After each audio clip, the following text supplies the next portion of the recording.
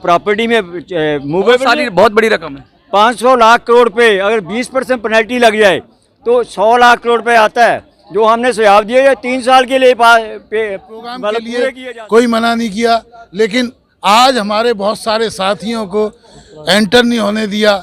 जगह जगह मतलब जो तुमसे रिश्वत मांगे उसके 4 चप्पल मारो, चप्पल अपने बस्ते में उसमें थैले में रखो। अरविंद केजरीवाल तेरी सरकार ने तो ऐसा नहीं करा, अगर हमारी सरकार आ गई। से लोगों का दिल भर चुका है। अब की बार कह रहे हैं लोग, अब की बार जनता की सरकार और अब की बार जनता ही सरकार। जनता के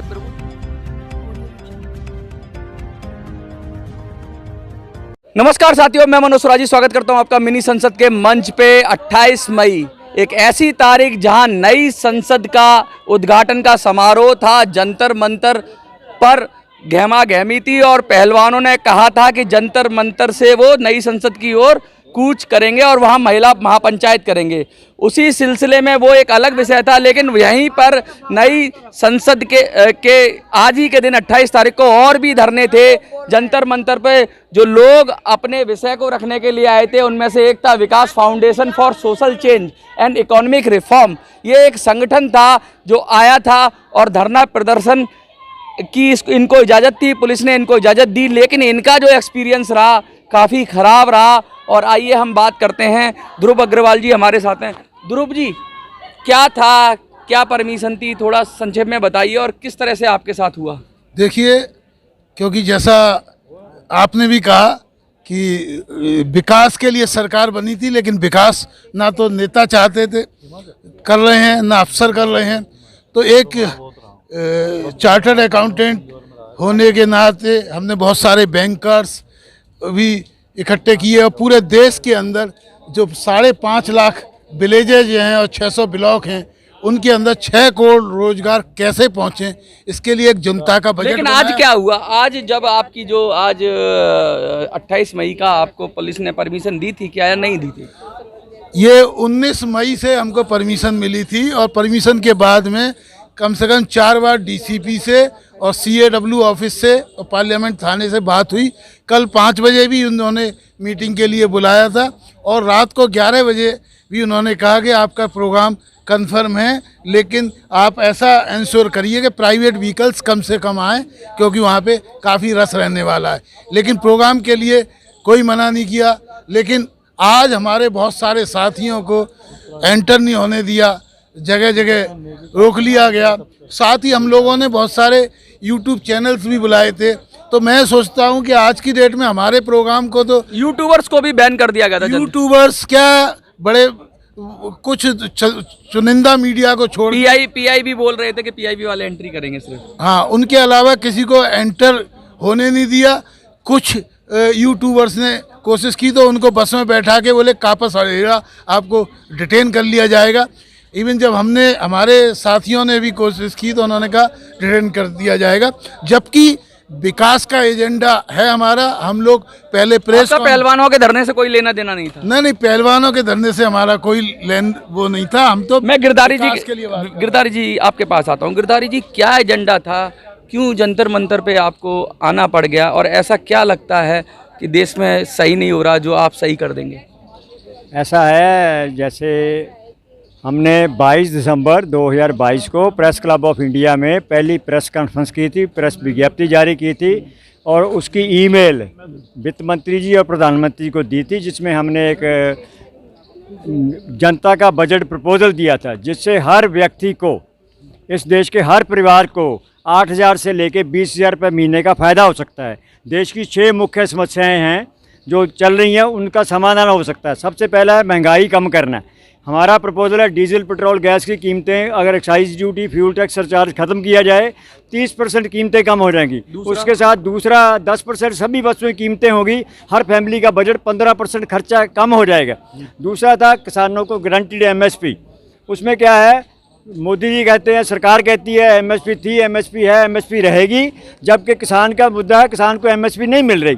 तो उसका समाधान देने के लिए हमने एक बजट प्रपोजल दिया है, जिससे किसानों की सारी फसलें MSP पर खरीदी जा सकती हैं, व्यापार किया जा सकता है और उसके साथ साथ मुनाफे में आया जा सकता है, एक्सपोर्ट किया जा सकता है। तीसरा मुद्दा था जो इस टाइम मध्यम वर्ग परिवार है हमारे देश के, जिसमें उनको भी कोरोना लॉकडाउन के कारण, महंगाई बढ़ने के कारण, जहाँ कुछ लोगों की टर्नओवर कम होने के कारण लोगों की आमदनी कम हो रही थी, उनको रिलीफ देने के लिए हमने फैसला किया था, डिसीजन दिया था भी 12 लाख तक की आमदनी वाले सभी परिवार, सभी लोगों की इनका इनकम टैक्स ख़त्म कर दिया जाएगा।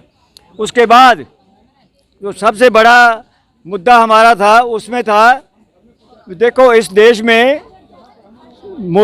सरकार अपने तरफ से बहुत सारी स्कीमें लेके आ रही है, लेकिन उस स्कीमों से होने के बावजूद भी बेरोजगारी बढ़ रही है, लोगों के पास पैसा नहीं है, और सरकार ने भी सप्लाई साइड ही एड्रेस की है, डिमांड साइड एड्रेस नहीं की थी। उसका हल करने के लिए हमने कहा था 30 बड़ी मिनिस्ट्री में 10 बड़ी मिनिस्ट्री है, उसमें 40-40 हज़ार करोड़ रुपये अतिरिक्त संसाधन जुटाकर नौकरियां दी जा सकती हैं। उसके बाद 20 स्कीमें हैं जहाँ मोदी जी ने खुद स्कीमें प्रधानमंत्री ने लागू शुरू की हैं, बेटी बचाओ बेटी पढ़ाओ, नमामि गंगे, क्लीन स्वच्छ भारत, उसके साथ साथ अभी stand up India, startup India, मुद्रा लोन, ऐसी स्कीमों में 10,000 करोड़ रुपये एक्स्ट्रा देने से जो सरकारी नौकरियां 9 से लेकर 10 लाख केंद्र सरकार के कार्यालय में, डिफेंस में, आर्म्ड पुलिस फोर्सेज में, सेंट्रल आर्म्ड पुलिस फोर्सेज में, रेलवे में, बैंकिंग में, एजुकेशन में, हेल्थ डिपार्टमेंट में खाली पड़ी हैं, वो उनकी भर्ती शुरू हो सकती है, बेरोजगार नौजवानों को नौकरियां मिल सकती हैं। And last and the most important है, अभी प्रधानमंत्री किसान सम्मान निधि से 500 रुपये महीना दिया जा रहा है, 3 बार 2-2 हज़ार की किस्तें दी जाती हैं, लेकिन कुल मिलाकर एक परिवार को सिर्फ 500 रुपये महीना दिया जा सकता है, जबकि महंगाई इतनी बढ़ चुकी है। उसका समाधान देने के लिए, वो भी केवल किसान परिवारों को दिया जा रहा है, उसका समाधान देने के लिए, डिमांड बढ़ाने के लिए, लोगों के पास पैसा आए, परचेजिंग पावर बढ़े, जिससे जीडीपी बढ़े और रेवेन्यू बढ़े, उसका समाधान हमने दिया। भी जो परिवार इनकम टैक्स नहीं देते, 24 करोड़ परिवार हैं, उनको 5,000 रुपये महीना डायरेक्ट बैंक ट्रांसफ़र, सभी के जनधन के खाते खुले हुए हैं, उनको 5,000 रुपये महीना दिया जाए, जिससे मार्केट में इतना पैसा आ जाएगा, डिमांड बढ़ेगी, कंजम्पशन बढ़ेगी, प्रोडक्शन बढ़ेगी, उसके साथ साथ जीडीपी बढ़ेगी। हमारा अपना अंदाज़ा है, टोटल जितनी हमने सब कुछ आपको बताया, 30-32 लाख करोड़ रुपये एडिशनल चाहिए, और वो संसाधन पैदा करने के लिए भी हमने 4 सुझाव दिए थे। सबसे बड़ा सुझाव दिया था, जैसे प्रधानमंत्री जब 2014 का चुनाव लड़ रहे थे तो 2 बड़े मुद्दे थे, विदेशों से ब्लैक मनी लाकर सभी को 5-5 लाख, 10 लाख, कुछ लोग तो 15 लाख रुपये भी बोल रहे थे, 15 लाख रुपये देंगे। दूसरा मुद्दा था कि जो करप्शन है उसके अगेंस्ट लड़के आए थे, जो करप्शन के एसेट्स हैं, ब्लैक मनी एसेट्स हैं, उनको भी हम जब्त करेंगे। हमने वही सुझाव दिए हैं, जो ब्लैक मनी एसेट्स हैं वो मूवेबल भी है, अचल भी है, अचल संपत्तियाँ हैं, उनके ऊपर पहला टारगेट होगा भी 20% उसके ऊपर पेनल्टी लगा दी जाए। जो टोटल 500 लाख करोड़ के एसेट्स हैं, ब्लैक मनी एसेट्स, जो प्रॉपर्टी में मूवेबल, बहुत बड़ी रकम है। 500 लाख करोड़ पे अगर 20% पेनल्टी लग जाए तो 100 लाख करोड़ रुपये आता है, जो हमने सुझाव दिए 3 साल के लिए मतलब पूरे किए जा सकते हैं, जिससे हर परिवार को 8,000 से लेकर 20,000 रुपये महीना आएगा। अभी मैं कल एक न्यूज़ चैनल है, स्पर्शन न्यूज़ चैनल के साथ मेरी बात हो रही थी, तो वो मेरे से पूछ रहे थे, ये बताइए 11% कैसे हो जाएगी जीडीपी। मैंने उनको बताया, सरकार कैपेक्स में जो कैपिटल एक्सपेंडिचर करती है, साल का 3 लाख करोड़ रुपये एक्स्ट्रा करती है, तो जो स्कीमें चला रही हैं उसमें 4 लाख करोड़ रुपये एक्स्ट्रा देती है, वो 7 लाख करोड़ रुपये देकर जीडीपी हर साल 2% बढ़ा रही है। हम 32 लाख करोड़ की बात करते हैं, तो हम तो बोल नहीं रहे 14% होगी, हम तो इतना ही कह रहे हैं 11% होगी। 11% होगी। आप कहाँ से आए हैं सर? देखिए बहुत अच्छी तरह से इन्होंने सारा मुद्दा बताया। आप कहाँ से आए हैं? डॉक्टर गंगाराम तिवारी, अयोध्या से आया हूँ। अखंड हिंदू राष्ट्र मोर्चा का मैं राष्ट्रीय अध्यक्ष हूँ, और गिरधारी भाई जी का जो कार्यक्रम आया विकास फाउंडेशन का, वो नितांत आवश्यक है, क्योंकि आज हमारे सामने 2 समस्याएं हैं। एक समस्या तो यह है कि हमारे देश की सरकारें देश के साथ विश्वासघात करती हुई लोगों को लुभावने नारे दे करके गुमराह करती हैं। हत्या, झूठ, बलात्कार के माध्यम से सरकार पर शासन करने की नीति 15 अगस्त 1947 से लागू की गई, आज तक लागू है। आपको मालूम है कि हमारे देश को कांग्रेस के 45 साल के शासनकाल में 5500 लाख करोड़ रुपए का कर्जा था। आदरणीय मोदी जी ने कहा कि हम आएंगे, अच्छे दिन लाएंगे। 9 साल के शासन काल में उन्होंने भारत के लोगों को 100 लाख करोड़ रुपए का कर्जा दे दिया। ये तो बहुत बड़ी बात कह रहे हैं, लेकिन मैं ये पूछना चाहता हूँ कि आज आपके साथ क्या क्या दिक्कतें हुई, क्योंकि विषय तो ये तो राष्ट्र की समस्या है। अब जहाँ तक आज का विषय है, तो आज के विषय के लिए हमने बराबर प्रशासन से संपर्क किया। कितने गेट्स पे जाना पड़ा आपको, कितनी जगह चक्कर कटाए कम से प्रशासन? कम 10 गेट, 10 बार चक्कर घुमा 10 चक्कर, इस गेट से जाइए, उस गेट से जाइए, उस गेट से जाइए, अंत में कहीं मत जाइए।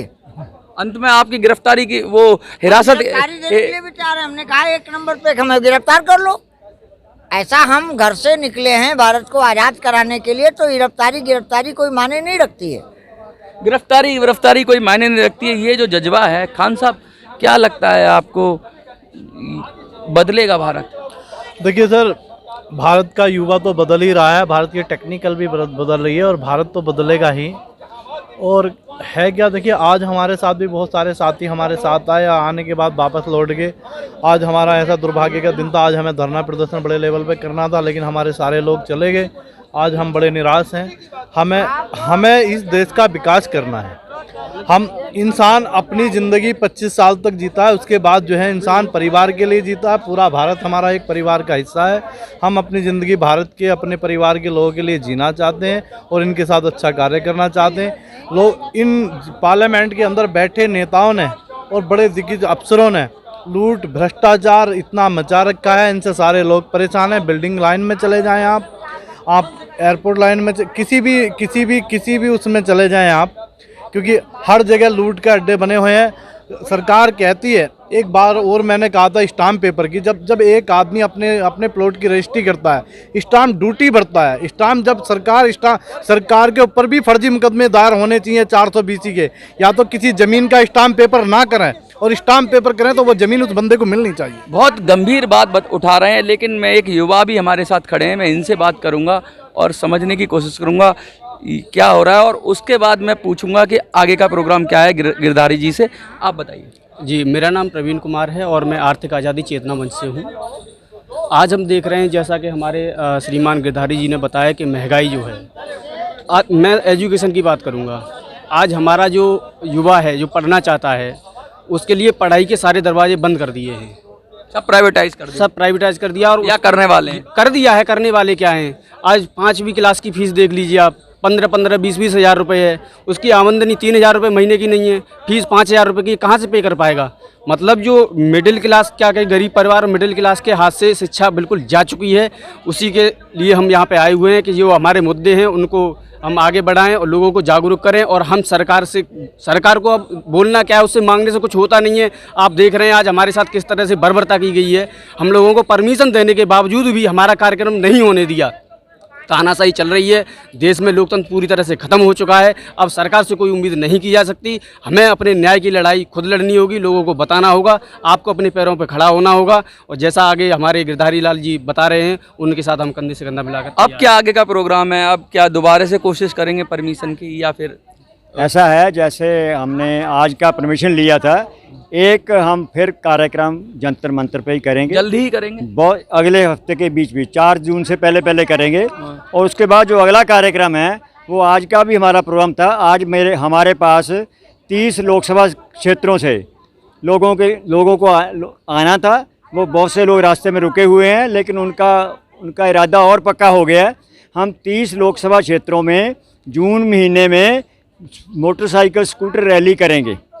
तो सारे क्षेत्र को, एक लोकसभा क्षेत्र को कवर करेंगे। साथ में जंतर मंतर से तो सिर्फ देश का अभियान चलाना था, वही चलाना है, लेकिन असली लड़ाई तो हर गांव में, हर पोलिंग बूथ के लिए तैयारी करनी है। ये जो हमारा एजेंडा है, ये प्रेस विज्ञप्ति में भी है, आज का एजेंडा भी आपने बैनर में देखा है। उसके मुताबिक हम हर परिवार के लिए, हर इंसान के लिए, उसको कैश रिलीफ देने के लिए, उसको राहत देने के लिए, उसका जीवन स्तर सुधारने के लिए, और ये सब कुछ बजट में हो सकता था, वो सारी जानकारी 14 करोड़ किसान परिवारों के साथ, 6 करोड़ MSME हैं जिन्होंने 12 करोड़ लोगों को काम दे रखा है, उन परिवारों के साथ, उसके बाद जो मध्यम वर्गीय परिवार है, जो आज की महंगाई के, इन्फ्लेशन के कारण परेशान हैं, वो 4 करोड़ टैक्स पेयर है जिनकी आमदनी 12 लाख तक की है। उन सब परिवारों को एक एक सेक्शन के अप्रोच कर रहे हैं और उसके बावजूद भी एक सबसे बड़े 2 मुद्दे हैं जो देश की हर आबादी को, हर घर को टच करते हैं। पहला है डीजल पेट्रोल गैस की कीमतें 30% कम करना है, सभी परिवारों को राहत देना। दूसरा, जो परिवार इनकम टैक्स नहीं देते उनकी संख्या लगभग 24 करोड़ है, उनको प्रधानमंत्री की तरह पीएम किसान निधि 500 रुपये महीना नहीं, उसके बदले उसके बराबर 10 गुना ज़्यादा 5000 महीना डीबीटी डायरेक्ट बैंक ट्रांसफ़र उनके खाते में जाए। ऐसी सारी जो हमारे मुद्दे हैं, घर घर जाएंगे, गांव गांव जाएंगे, हर पोलिंग बूथ पर जाएंगे। अगली तैयारी हमने शुरू कर ली है। ध्रुव जी, कुछ संदेश देना चाहेंगे, क्योंकि सैकड़ों लोग आते इधर उधर से जो नहीं आ पाए, उनको अब क्या संदेश देना चाहेंगे और अगली कमर कस लें के तैयारी के लिए? नहीं, और ज़्यादा तैयारी से हम काम करेंगे और इस जो विकास का एजेंडा है, हमें सरकार कोई भी हो, लेकिन सरकार को फाइनेंशियल जो है बजट और रोजगार और महंगाई, ये सबसे बड़े मुद्दे हैं और इनको हल करना ही होगा। नहीं तो यहाँ पे जो युवा है उसका जो है उत्साही नष्ट हो जाएगा। केवल मैं जहाँ भी जाता हूँ केवल युवा रोजगार मांगता है, बोलता है कि कुछ भी करोगे। मैं इलेक्शन भी लड़ा राजनाथ सिंह के लड़के के खिलाफ, तो केवल एक ही मुद्दा था, युवा कहते थे आप हमें नौकरी कैसे दोगे। नौकरी की बात हो रही है और लगातार ये बात हो रही है कि युवा किस तरह से परेशान है। लेकिन मैं आपको कहना चाहता हूँ कि अब पार्टियों से लोगों का दिल भर चुका है। अब की बार कह रहे हैं लोग, अब की बार जनता की सरकार और अब की बार जनता ही सरकार। जनता के प्रबुद्ध लोग ढूंढ ढूंढ कर, बुद्धिजीवी लोग, समझदार लोग, ऐसे लोग निकाले जाएंगे, पूरे देश से निकाले जाएंगे और 543 जो भी लोकसभा क्षेत्र हैं उन पर उनको खड़ा करने की कोशिश की जाएगी। 2024 के लिए सामाजिक संगठनों ने कमर कस ली है और विकास का एजेंडा होगा और 2024 के लिए जनता का बजट भी इस तरह का बनाया जाएगा जिससे जनता को रिलीफ मिले, तो जनता की सरकार बने और जनता का बजट आए। इस उम्मीद के साथ जंतर मंतर से मिनी संसद के लिए मैं मनोज सुराजी। ना घूस देंगे, ना घूस लेंगे, ना घूस देने देंगे, ना घूस लेने देंगे। और घूस लेने वालों को, घूस देने वालों को ना ग्राम सभा में घुसने देंगे, ना लोकसभा में घुसने देंगे, ना विधानसभा में घुसने देंगे। देखिए सर, जैसा अरविंद केजरीवाल ने कहा था ना, मतलब जो तुमसे रिश्वत मांगे उसके 4 चप्पल मारो, चप्पल अपने बस्ते में, उसमें थैले में रखो। अरविंद केजरीवाल, तेरी सरकार ने तो ऐसा नहीं करा, अगर हमारी सरकार आ गई ना हम जरूर ऐसा करेंगे। ऐसा है कि सैद्धांतिक धरातल पर जब तक हम व्यवहारिक स्वरूप को नहीं खड़ा करते, खाली जबानी जंग से कुछ नहीं होगा। जो सरकारें आज तक आई हैं उन्होंने जनता को चीट किया है, इसलिए हमने जनता की सरकार जनता के द्वारा बनाने का निर्णय लिया है और उसका एक ही रास्ता है कि हम सभी के साथ खुला संवाद करते हुए भारत को भारत के रूप में स्थापित करने के लिए संघर्ष कर रहे हैं। एक्चुअली क्या है, देखिए, सरकारें आती हैं, सरकारें जाती हैं, एक सरकार दूसरे को दोष देती है, दूसरी सरकार दूसरे को दोष देती है। हमको सत्ता परिवर्तन नहीं करना, हमको व्यवस्था परिवर्तन करना है। हम अपने कैंडिडेट लाएंगे, उनको जिताएंगे और वास्तव में जो जनता की सरकार होगी, ये भाषणों में नहीं होगी, ये विद एफिडेविट के साथ होगी। विद एफिडेविट के साथ जी। उसमें ऐसा है, जैसे मैंने पहले भी कहा, अभी शुरुआत में जून महीने में हमारा प्लान अभी बना है। मेरे पास जो जानकारी अभी तक लोगों ने, मेरे कार्यकर्ता ने देश भर से शेयर की है, वो अभी तक 30 लोकसभा क्षेत्रों की कंफर्मेशन हुई है।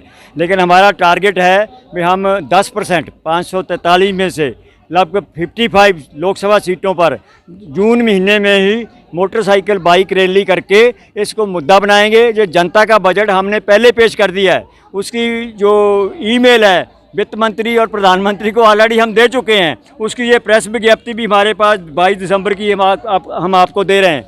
ये ही बजट होगा जो जनता की बजट का, जनता की सरकार का, जनता का बजट हमने पेश कर दिया है। अपनी सरकार बनाएंगे 2024 में 3 महीने के अंदर इसके सारे जो हमें ये पॉइंट दिए हुए हैं वो सब लागू करेंगे। जैसे अभी हमारे युवा साथी कह रहे थे, हमारा जो भी कैंडिडेट इलेक्शन लड़ेगा वो एफिडेविट दे के लड़ेगा, एग्रीमेंट दे के लड़ेगा। 3 महीने में ये सब कुछ पूरा कर देंगे। 3 महीने में ये सब कुछ पूरा कर देंगे।